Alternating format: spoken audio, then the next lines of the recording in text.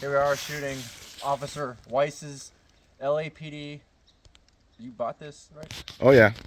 LAPD bought weapon for duty, and yeah. That weapon served in LAPD South Bureau Crash and Hollywood Division. All right. Ready? Yep.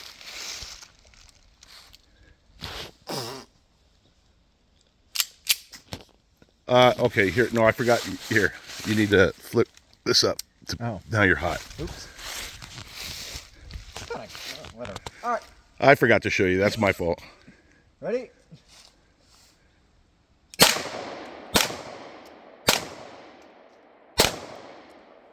Wow, the trigger on this thing is very touchy. Yeah. The first shot is double action, which is a long press. Yeah. And everything after that is single action.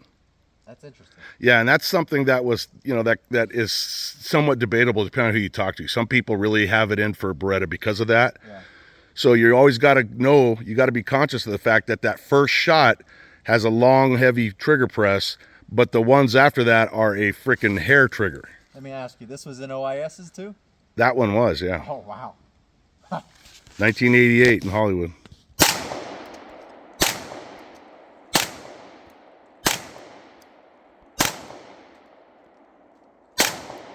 See, I'm having a flashback. You know what I'm seeing while I'm watching you? No bullshit. I was watching you, and then I had a vision in my head of what it must have looked like when I was in that parking lot at 2:10 in the morning. Remember I told you that female officer came up, and she's like, "You looked awesome." And I'm thinking, what the fuck, man? I'm literally sitting here after some major gunfight, and that's what she said. Yeah, you were like over a car going...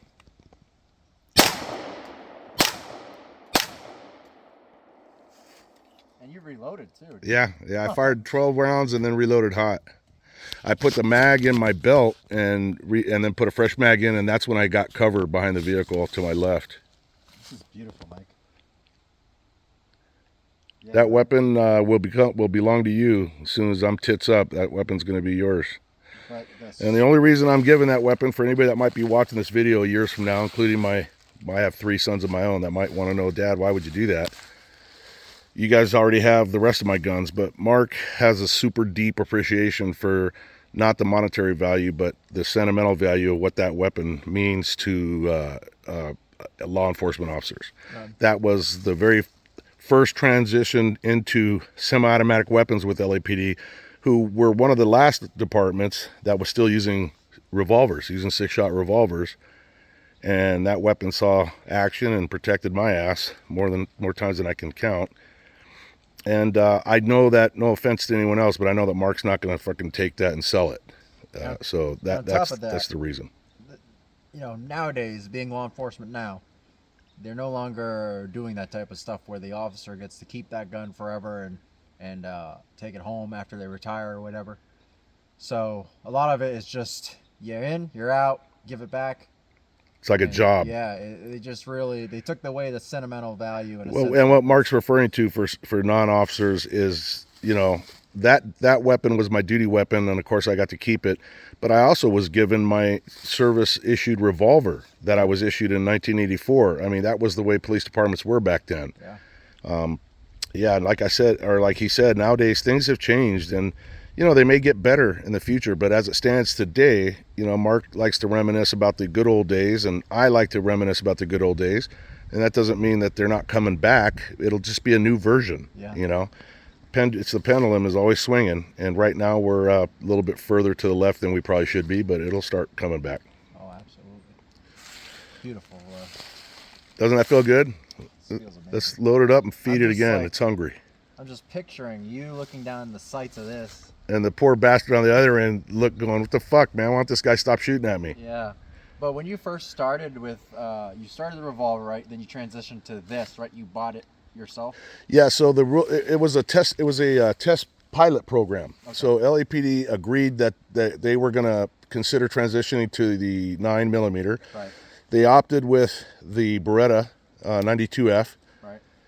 But the caveat was that you had to buy your own, and you had to sign up for the classes that were super hard to get into because everybody wanted to rush into it. Right. By the time I was, I was a young broke cop, barely able to pay my freaking house payment. Yeah. You know, I was living check to check, and like most young cops. And you know, I talked to my ex-wife. I was like, man, I got to get this weapon. Well, the area, every gun dealer within vicinity of LA knew that LAPD was doing this, and the prices skyrocketed. And I paid probably, if I remember correctly, I paid like upwards of over $800 for that weapon. Wow. And which was and we're talking in the 80s. That's unheard of. But this was the very last weapon, and it came from a gun store in the city of Pomona. And I had called around, and they were all gone. And when I called this guy, he goes, man, I got one more. And I said, man, don't sell it. I'm heading there now. And I went over there at 110 miles an hour, and I bought that weapon you're holding in your hand. And then I waited until I was able to go to the class, which I think was, I can't remember if it was a week or 2 weeks, but it was a really intense class. You know, I mean, because face it, nobody really was familiar with shooting semis. You know, we'd been shooting those revolvers. So it was a whole different mindset. You're still recording, right? Yeah. Also, the fact that, think about it, these were issued guns at the time, right? Yes. These were just the standard duty weapons that eventually everybody got. Yeah.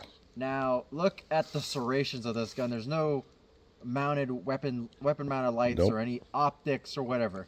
Nowadays, police departments have switched to these. Yeah, it's interesting to see the differences. Where we have the light, we have the optic, we have the mags, and it's just it's going from all metal to pretty much mostly plastic. Yeah, and at the time we thought, because this had tritium sights that have burned out. If you turn the gun a little to the left, aim it a little bit toward my truck, the barrel, aim it.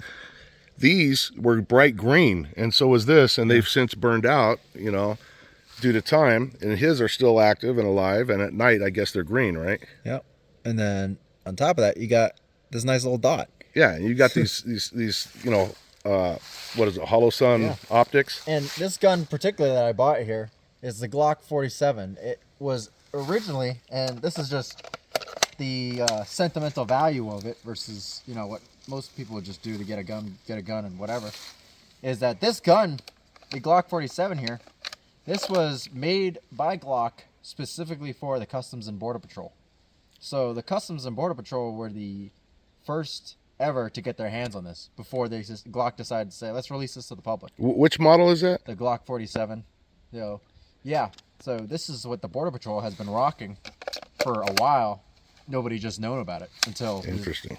Company Glock said, let's release this to the general public, and everybody started getting one. So I look at everything that's changed in law enforcement. You look at the rig he's wearing now. Mark's got everything on his chest that we used to wear on our belts. Yeah. You know, I mean, our vests were concealed under our shirts. I don't know. Is LAPD? I think they're still doing that. Still, the only agency that I know of, along with most Cali agencies so far, vest under the shirt. Some agencies out here, the small agency especially. There are officers who are close to retirement that are still allowed to wear their vest under their uniform. Everybody else, though, they're using it. They're wearing it on the outside. Which I find this to be a lot more accessible. Absolutely. All your equipment's right there. Of course, he's got a helmet that's ballistic. That, what did you tell me we were reading the specs? That thing will stop a 40-something. What was Clint Eastwood's gun? That was a 44 Magnum. Yeah. I mean, you know, our helmets that we wore in 1992 in the riots wouldn't stop an airsoft round. Yeah. I mean, they were pretty much plastic. That was just to protect your head. Helmets nowadays these days. Yeah, I mean, so, and earlier today he was shooting with his gas mask on. I mean, so these guys have a lot more things that I'm really super impressed with. I like the technology. There's a nostalgic side to what we had. Yeah. And, you know, like with the tack lights, I used to have to shoot with a flashlight in one hand. Yeah, right. And yeah. Well, we would do a version of that. Yeah, or like this. There you go. That's what we do, a version right there like that. And that's how we did it. Of course, now they got the light right under the weapon, which, you know, I have a weapon like that now, just for, you know, self-defense. And it's literally like night and day, so to speak. Because you see like the SAS and stuff in the 80s. And back in the old days, they were experimenting with shit like that. Yeah. Some kind of modification where the weapon light would be here. Yeah, and you take it off, and you know, or you always had to carry a shitload of heavy batteries around. Yeah. Anyways, yeah. So let's get back to heating up some of these guns here. We brought a few weapons over here.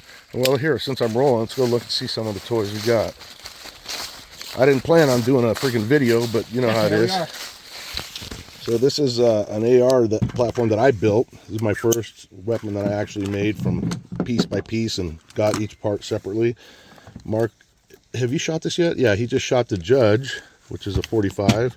It's a 38, a 7.62. What else? Oh, we still got to bring out the Saega Russian shotgun, man. Yes, you're gonna love that. It's a semi-automatic shotgun that he's never fired. Here's the magazine for that. Got a 100-round drum in here for the AR, so that'll be fun. Yeah, just a day at the old cabin area. This is some property that I own in the Shenandoah Mountains, located in some valley in Virginia, and it's a beautiful time of year. Good time to be out here shooting. So, yeah. I wonder if there's a way to pause this. That's something I don't know. Can you pause these things? I just learned that you can pause the video, so how cool is that? Now that the video's over, I learned how to freaking pause it and change the view. So what else do we have? Well, let me see if I can whip out the Saega with one hand. Uh-oh. Got all kinds of stuff going on over here. Yes. I think you'll really appreciate this. As far as, you know, I have a lot of respect for Russian military equipment. I'm no firearms expert, so somebody might say that I'm crazy, but their shit is built to last. It's rugged, and it does its job. It's really hard to see this, but this is the Saega, and I know there's an American company making these now, but this is one of the originals that was made in Ishmash, which is the factory in Russia, and it's printed right on there. It's got all the Russian stamps and everything, and I don't know why, but that just makes it cooler to me. So yeah, we're gonna load that up and do some shooting. So anyways, yeah, let's get back to shooting, and we'll see you on the other side.